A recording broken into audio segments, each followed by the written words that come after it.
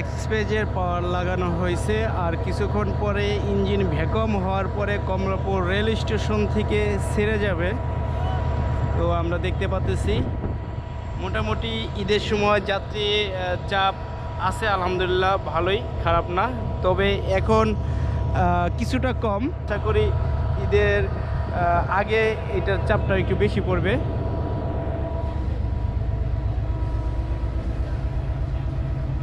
এটা হলো এই ঘাটবগি। তো আমরা এখন আছি ঘাটবগির ভিতরে। তো এখানে প্রেশার 4.5-এর মতন হয়েছে, তো 5 বারের মতন হবে বিপিটা। এটা হলো সেই ঘাটবগি, আর ঘাটবগির সাথে সুন্দর একটি ওয়াশরুম আছে, আর এই পাশে আছে হলো খাবার বগি। তো খাবার বগির সাথে ছোট্ট একটি অংশ আছে, যাত্রীরা বসতে পারে। এই যে তো দেখেন মোটামুটি ট্রেনটা আজকে ফাঁকাই, অনেকটা। ওয়াশরুম আছে একটি, তো তার পাশে একটি ওয়াশরুম, তার পাশে এসি কেবিন আছে। এই হলো সুবর্ণ এক্সপ্রেসের এসি কেবিন। যাত্রীরা মোটামুটি উঠছে, এক ভাই নামাজ পড়তেছে।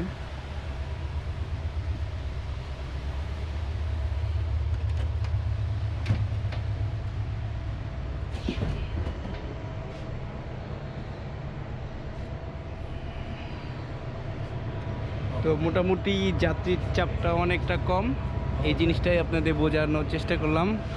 First sleeper AC cabin. Subarna express আপনার ঢাকা থেকে চট্টগ্রাম পর্যন্ত কয় ঘন্টা সময় লাগে? 4 ঘন্টা 40 মিনিটের মতন সময় লাগে। আর এখানে ব্রেকটা দেওয়া হয় কয় স্টেশনে? কয় স্টেশনে ব্রেক দেওয়া হয়?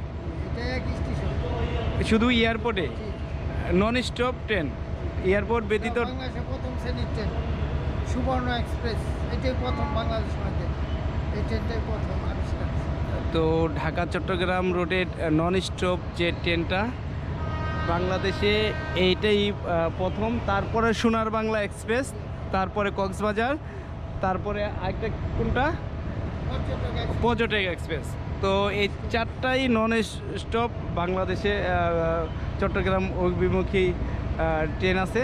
তো আপনাদের ভ্রমণ অভিজ্ঞতা শেয়ার করবেন, আমরা আপনাদের মুখ থেকে কমেন্টসের মাধ্যমে শুনবো, আর ভিডিও আকারে আপনাদের দেখানোর চেষ্টা করব। ঢাকা থেকে প্রত্যেক দিন আপনার 4টা 30 মিনিটে, বিকাল 4টা 30 মিনিটে ছেড়ে যায় এবং চট্টগ্রাম পৌঁছাতে সময় নেয় 9টা 25-এর মতন।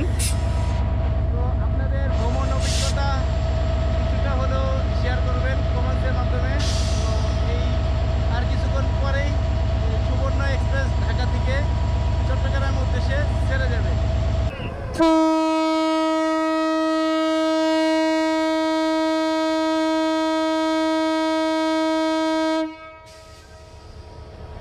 কান ফাটানো সাউন্ড হর্নের। তো কন্ট্রোল থেকে সিগন্যাল দেওয়ার পরেই কিন্তু এখন সুবর্ণ এক্সপ্রেস ঢাকা থেকে ছেড়ে যাচ্ছে। তো আমরা দেখতে পাচ্ছি লোকোমোটিভটি আস্তে আস্তে টান শুরু করছে।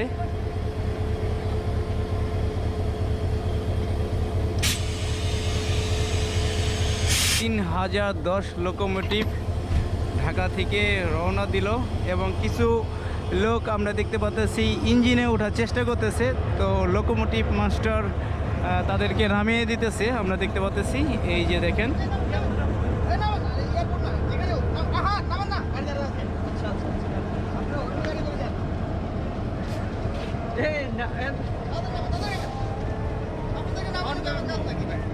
দেখেন নামানোর পরেই কিন্তু টান দিচ্ছে। তো গাড়িটা স্লো করে দিতেছিল, লোকোমোটিভে কোনো লোক নিবে না।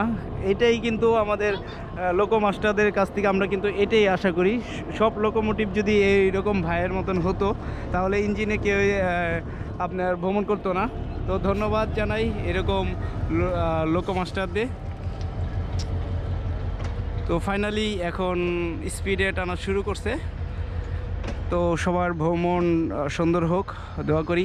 আসসালামু আলাইকুম।